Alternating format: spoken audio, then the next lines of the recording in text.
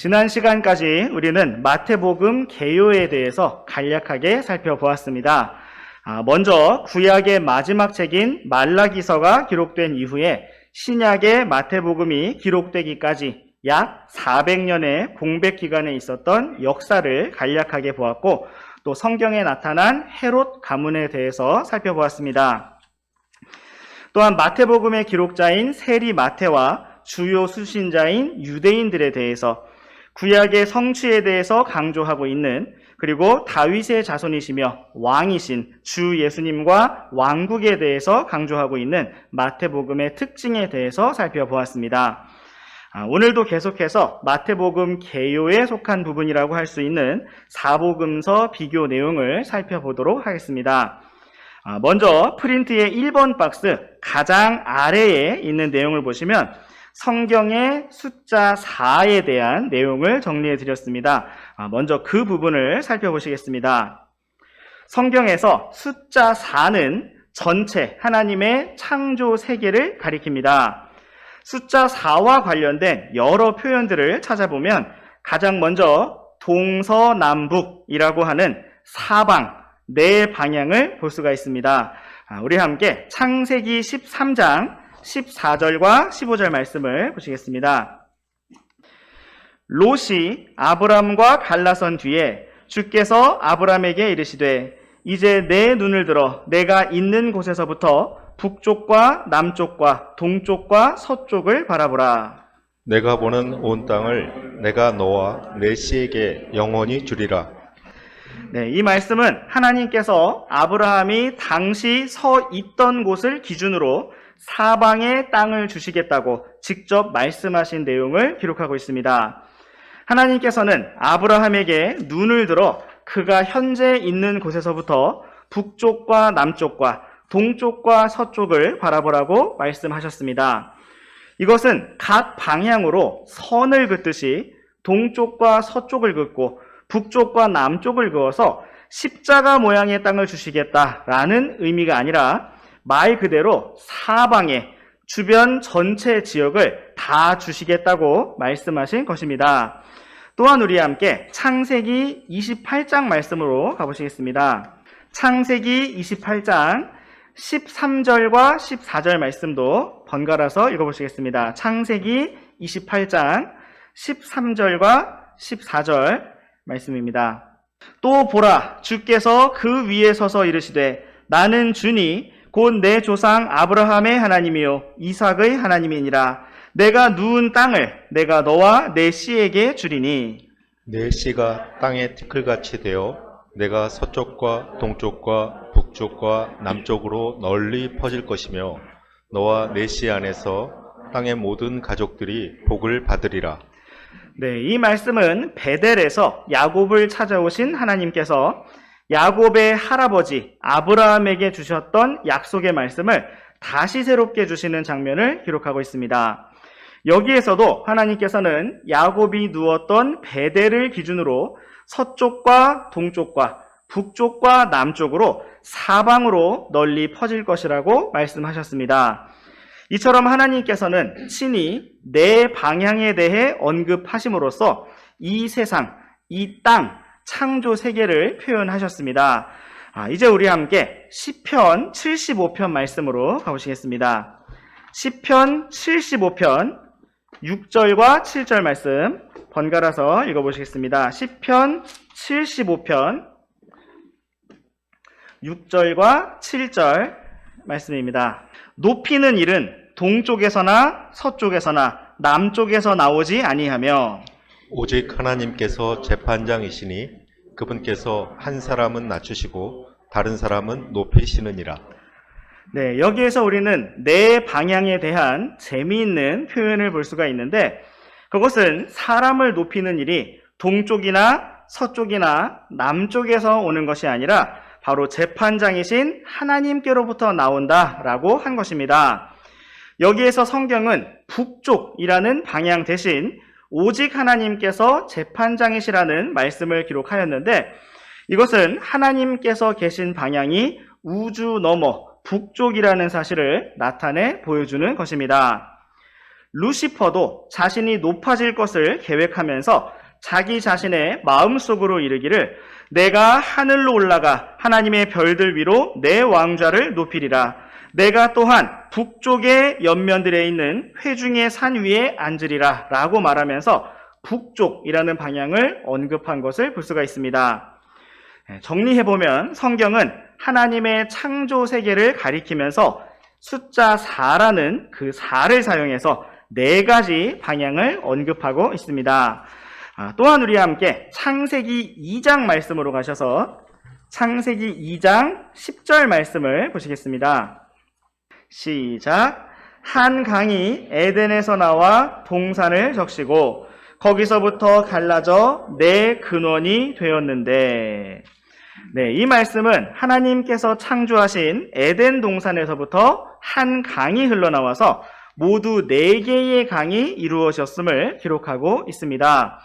계속해서 이어지는 11절 말씀을 눈으로 보시면 첫째 강의 이름은 비손, 둘째 강의 이름은 13절 말씀같이 기혼, 셋째 강은 14절 말씀처럼 히데겔, 그리고 넷째 강은 유프라테스라고 되어 있습니다. 이처럼 하나님께서는 처음에 세상을 창조하실 때 에덴 동산에서 4개의 강이 흘러나오게 하셨습니다. 이 외에도 우리는 1년이라는 기간 동안 봄, 여름, 가을, 겨울이라는 4계절이 있다는 사실을 잘 알고 있고, 성경의 많은 말씀들 중에서 특별히 다니엘서와 계시록 말씀에서 하늘에 네 바람, 네 짐승, 네 천사, 4명의 말 탄 자 등과 같이 온 세상을 향한 예언의 말씀들과 관련해서 숫자 4가 반복적으로 언급되고 있는 것을 볼 수가 있습니다. 또한 예수님께서 제자들에게 복음을 전하라고 주셨던 말씀에서 예루살렘과 온 유대와 사마리아와 땅의 맨 끝 지역까지 이르러 나를 위한 증인들이 되리라 라고 말씀하시면서 공교롭게도 온 세상으로 복음을 가지고 나아가는 그 과정을 총 4개의 구분으로 표현하신 것을 볼 수가 있습니다. 예루살렘, 온 유대, 사마리아, 땅의 맨 끝 지역, 이렇게 4가지로 표현하신 것입니다. 이와 같이 성경에서 숫자 4가 온 땅과 온 세상과 관련되어 자주 사용된 것을 볼 때 하나님께서 사복음서를 주셨다는 것은 하나님께서 온 세상을 향하여 너무나 확실하고 분명하게 복음을 선포하시는 것이라고 볼 수가 있습니다. 우리는 이러한 사복음서 말씀을 비교해보고 또 조합해보면서 우리 주 예수님의 모습을 입체적으로 볼 수가 있습니다. 마치 컵이라고 하는 동일한 물건도 위에서 봤을 때는 동그라미 모양으로 보이고 또 옆에서 봤을 때는 네모 모양으로 보일 수 있어서 여러 각도에서 볼 때 그 정확한 모습을 알 수 있는 것처럼 하나님께서도 우리 주 예수님을 더 분명하게 알려주시기 위해서 사복음서 말씀을 우리에게 주셨습니다. 그러면 지금부터 프린트의 1번 박스를 참조하시면서 사복음서를 간략하게 비교해 보시겠습니다. 사복음서는 모두 우리 주 예수 그리스도에 대해 기록하고 있지만 각각 주목하여 보여주고자 하는 특징적인 예수님의 모습이 있습니다. 먼저 마태복음은 우리가 앞서 살펴보았던 것처럼 다윗의 자손으로 오신 메시아 왕으로 오신 주 예수 그리스도를 보여주고 있습니다. 그래서 마태복음은 아브라함으로부터 이어진 다윗 왕의 계보를 기록하고 있고 구약에 약속된 메시아에 대한 예언의 말씀들이 어떻게 성취되었는지를 반복하여 기록하며 강조하고 있습니다. 이러한 예수님의 모습을 성경에 기록된 셋째 하늘의 4그룹과 연결시켜 본다면 사자라고 할 수가 있겠습니다. 계시록 말씀에서도 예수님을 가리켜서 직접적으로 유다 지파의 사자라고 부르고 있고 이것은 유다 지파 다윗의 자손으로서 왕권을 가지고 오신 주 예수님을 표현하는 말입니다. 우리 함께 계시록 5장 5절 말씀을 보시겠습니다. 시작. 장로들 중 한 사람이 내게 이르되 울지 말라. 보라, 유다 지파의 사자 곧 다윗의 뿌리께서 이기셨으므로 그 책을 펴시고 그것에 7 봉인을 떼시리라 하니라. 네, 이처럼 성경은 어린 양 예수님을 가리켜 유다 지파의 사자라고 부르고 있습니다. 그러면서도 동시에 다윗의 뿌리라고 부르고 있는데, 이것은 다윗의 자손 혹은 다윗의 열매라는 말과 다르게 그분께서 다윗의 근원이시고 다윗의 창조자이시며 다윗보다 먼저 계셨던 분이심을 가르쳐주고 있는 것입니다. 이제 다음으로 마가복음에 대해서 보시면, 마가복음은 종으로서 오신 주 예수님의 모습을 강조하여 기록하고 있습니다. 우리 함께 직접 마가복음 1장 1절 말씀을 보시겠습니다. 시작. 하나님의 아들 예수 그리스도의 복음의 시작이라. 네, 마가복음은 이렇게 간단하게 이 책에 대해서 하나님의 아들 예수 그리스도의 복음의 시작이라고 언급하고서는 곧바로 침례자 요한의 등장과 주 예수님의 등장을 기록하고 있습니다. 주 예수님의 등장에 대해서 기록할 때에도 마태복음이나 누가복음에서 한 것처럼 그분의 탄생이 어떠하였는지, 그분의 계보가 어떠하였는지 전혀 기록하지 않고 곧바로 사역하고 섬기시며 일하시는 주 예수님의 모습을 기록하고 있습니다. 마가복음에서 이렇게 주 예수님의 탄생이나 그분의 계보에 대해서 전혀 언급하지 않은 이유는 마가복음에서 강조하고 있는 예수님이 바로 종으로서 오신 분이시기 때문이고, 당시 종이나 노예의 경우 탄생 과정이나 족보는 전혀 중요하지가 않았기 때문입니다. 이러한 예수님의 모습을 하늘의 네 짐승들 가운데서 찾아본다면 소와 같은 모습이라고 할 수가 있습니다. 주 예수님께서도 친히 수고하고 무거운 짐진 자들을 부르시면서 네 멍에를 메고 내게 배우라고 말씀하셨는데, 이것은 정확히 짐을 지고 멍에를 메고 묵묵히 일하는 소의 모습이며 종의 모습이라고 할 수가 있습니다. 우리 함께 빌립보서 2장 말씀을 보시겠습니다. 빌립보서 2장 5절에서 8절까지 말씀입니다. 너희 안에 이 생각을 품으라. 그것은 그리스도 예수님 안에도 있던 생각이니라. 그분께서는 하나님의 형체로 계심으로 하나님과 동등함을 강탈로 여기지 아니하셨으나 스스로 무명한 자가 되사 자기 위에 종의 형체를 취하시고 사람들의 모습이 되셨으며 사람의 모양으로 나타나사 자기를 낮추시고 죽기까지 곧 십자가로 인해 죽기까지 순종하셨느니라. 아멘. 이 말씀과 같이 우리 주 예수님께서는 스스로 무명한 자가 되셨고 종의 형체를 취하셨습니다. 주 예수님께서는 하나님의 형체로 계시는 하나님 자신이시지만 사람의 모양까지 낮아지셨고 우리를 위해 십자가에서 죽으셨습니다. 성경은 우리가 그리스도 예수님 안에 있었던 이 생각을 동일하게 가지고 동일하게 이러한 길을 걸어야 한다고 말씀하고 있습니다. 오늘날 이 땅에는 유명해지려는 사람들, 높아지려는 사람들이 참 많이 있습니다. 그러나 주 예수님께서는 스스로 이름 없는 자, 무명한 자가 되셨고 종의 형체를 취하셨으며 낮아지셨습니다. 우리가 이러한 주 예수님의 온유와 겸손을 배우고 주 예수님과 함께 멍에를 메면서 안식을 찾고 누리는 길로 나아가기를 원합니다. 또한 우리 함께 이어지는 빌립보서 2장 9절 말씀도 함께 읽어보시겠습니다. 빌립보서 2장 9절 말씀입니다. 시작. 그러므로 하나님께서도 그분을 높이 올리시고 모든 이름 위에 있는 이름을 그분에게 주사. 아멘. 종으로서 완전하게 낮아지신 주 예수님께서는 모든 이름 위로 높아지셨습니다. 성경은 우리가 그렇게 주님과 함께 낮아지고 고난받으면 주 예수님과 함께하는 공동 상속자로서 함께 영광도 받을 것이라고 말씀하고 있습니다. 그러므로 오늘 우리가 기꺼이 더 낮아지는 길로, 더 무명한 자가 되는 길로, 아무것도 아닌 자가 되고 더 종이 되어 섬기는 길로 기쁘게 나아가기를 원합니다.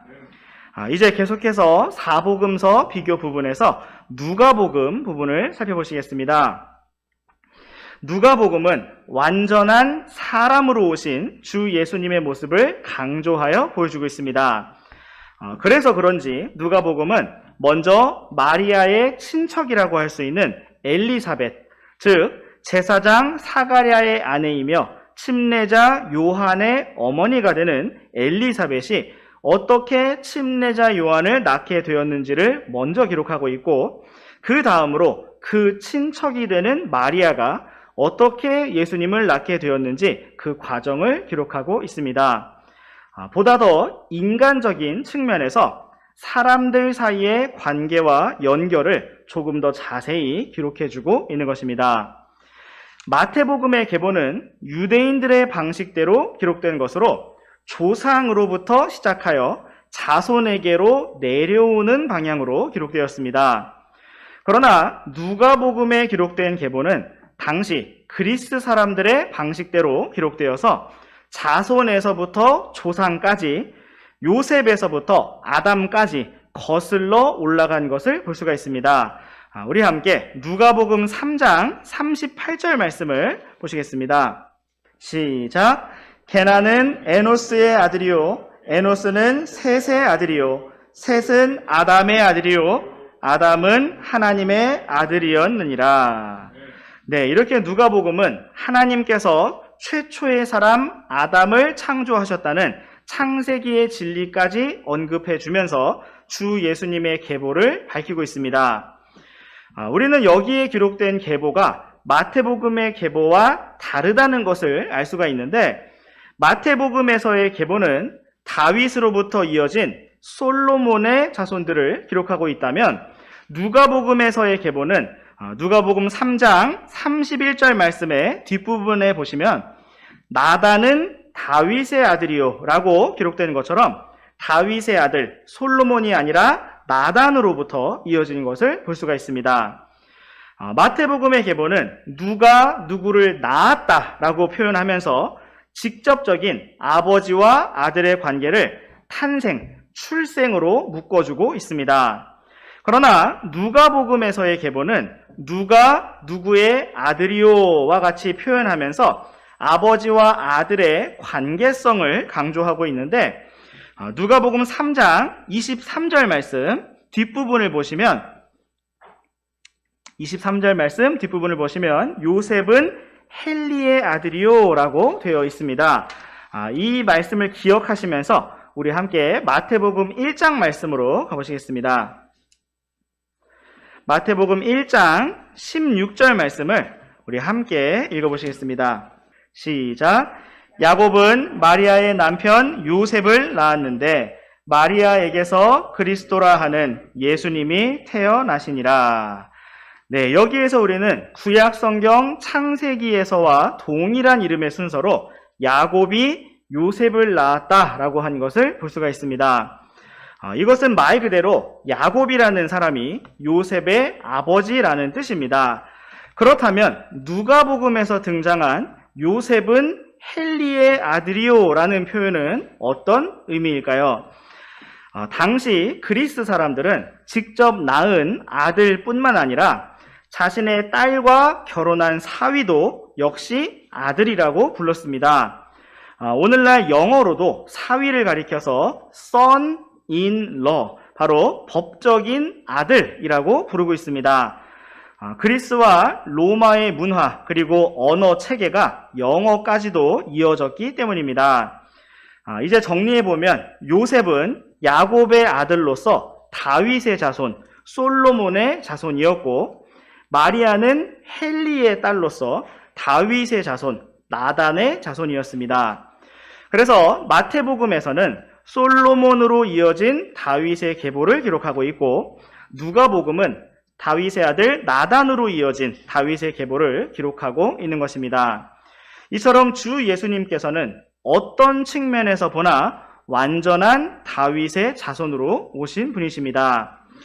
계속해서 누가복음에 대해 살펴보시면 누가복음은 이렇게 완전한 사람으로 오신 주 예수님을 강조하여 기록하면서 그분께서 아기일 때 8일째 할례를 받으셨던 이야기나 성전에서 시므온 할아버지와 안나 할머니에게 안기셨던 일이나 12살에 성전에서 박사들 한가운데 앉으셔서 대화를 나누신 이야기 등을 조금 더 자세하게 기록하고 있습니다.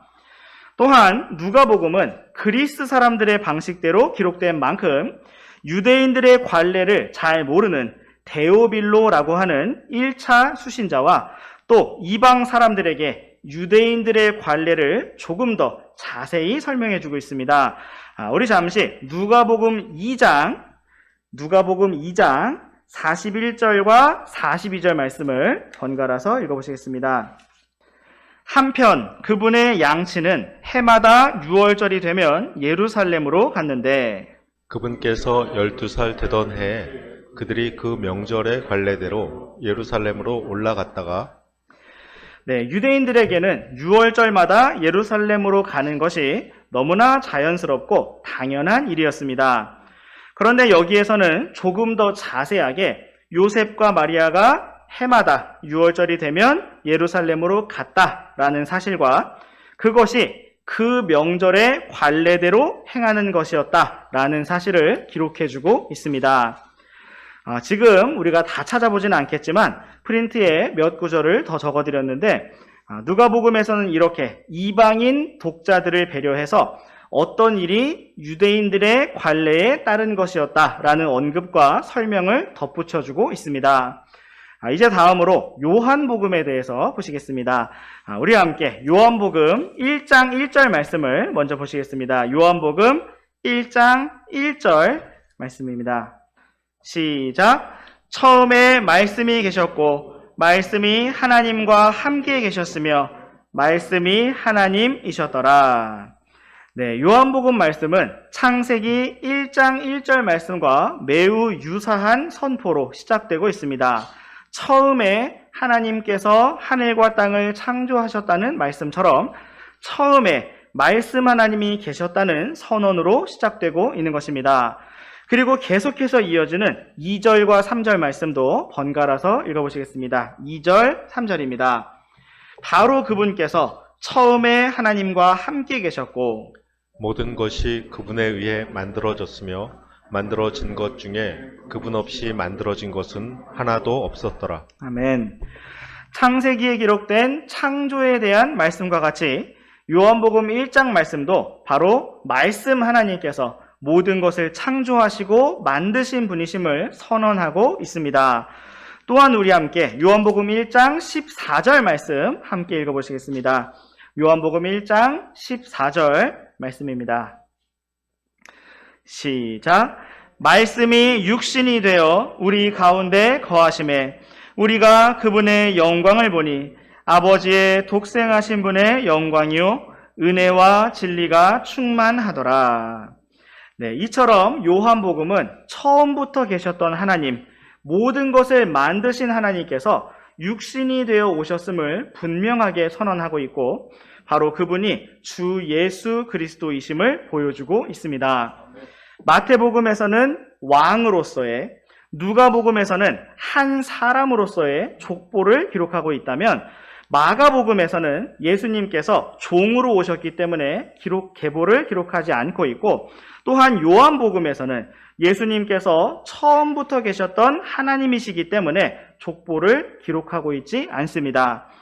하늘의 네 그룹과 연결시켜 본다면 하늘로부터 오신 주님을 나타내는 독수리로 연결할 수가 있습니다. 요한복음은 온 세상을 향한 복음 선포를 기록하고 있는데 너무나 유명하게 잘 알려진 요한복음 3장 16절 말씀도 하나님께서 세상을 이처럼 사랑하사 라고 선포하며 이 세상을 향한 하나님의 사랑을 나타내 보여주고 있습니다. 또한 우리는 요한복음에서 예수님께서 세상의 구원자이시고 세상의 빛이시며 세상 죄를 제거하시는 하나님의 어린 양이시라는 표현을 볼 수가 있습니다.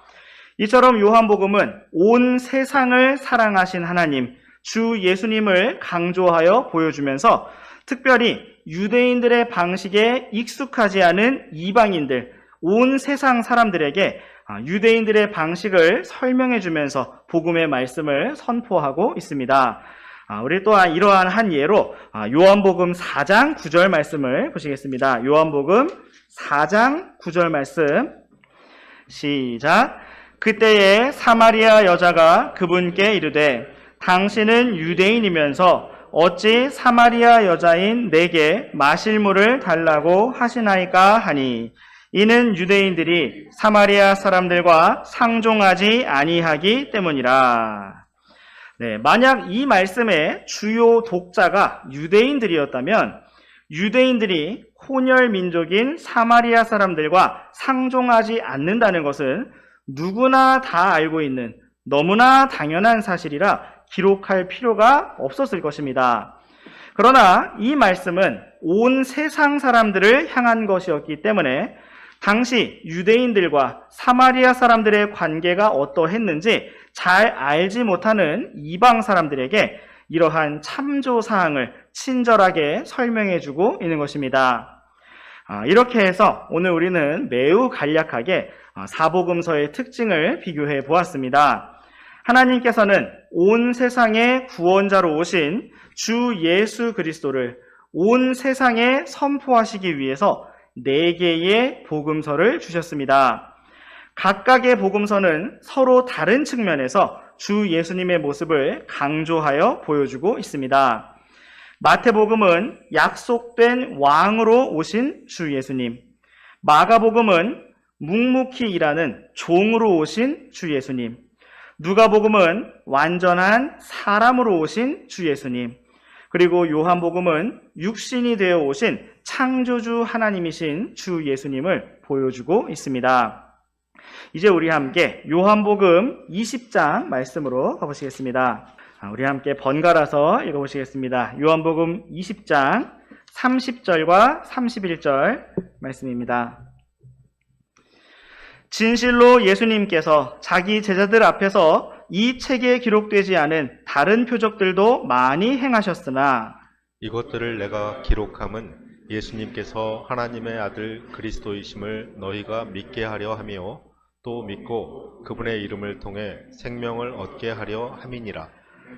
네, 사도 요한은 자신이 총 21장 분량에 해당하는 요한복음의 말씀을 기록한 그 이유와 목적을 이렇게 밝히고 있습니다.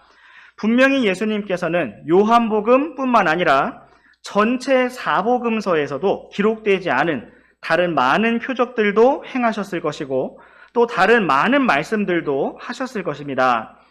그러나 하나님께서는 그 모든 것을 단지 빠짐없이 다 기록하도록 하지 않으셨고 오직 사람들이 주 예수 그리스도께서 하나님의 아들 그리스도이심을 충분히 알고 믿을 수 있는 만큼 그리고 그분의 이름을 믿고 영원한 생명을 얻을 수 있을 만큼 기록하게 하셨습니다. 또한 우리 함께 요한복음 21장 25절 말씀도 보시겠습니다. 요한복음의 가장 마지막 구절인 요한복음 21장 25절 말씀 우리 함께 읽어보시겠습니다. 시작. 예수님께서 행하신 다른 일들도 많으므로 만일 그것들이 낱낱이 기록된다면 세상 그 자체도 기록된 책들을 담을 수 없을 줄로 나는 생각하노라. 아멘. 네, 사도 요한은 요한복음 말씀을 마무리하면서 주 예수님께서 행하신 다른 일들이 많다라는 사실과 그 모든 일들을 낱낱이 다 기록한다면 세상 자체도 그것을 다 담을 수가 없을 것이라고 기록하였습니다. 이 말씀은 참으로 진리입니다. 주 예수님께서는 사복음서 시대에만 많은 일들을 행하셨던 것이 아니라 여전히 오늘날에도 우리들의 삶 속에서도 많은 일들을 행하고 계십니다. 많은 시대가 지나오면서 주 예수님께서는 수많은 성도들과 함께 하셨고 많은 일들을 행해 오셨습니다. 하늘을 두루마리로 삼고 바다를 먹물로 삼아도 그 크신 하나님의 사랑을 다 기록할 수 없다는 찬송 가사처럼 주님께서 행하신 일들은 참으로 크고 놀라워서 이 세상 그 자체도 그 모든 것을 다 담을 수가 없을 것입니다.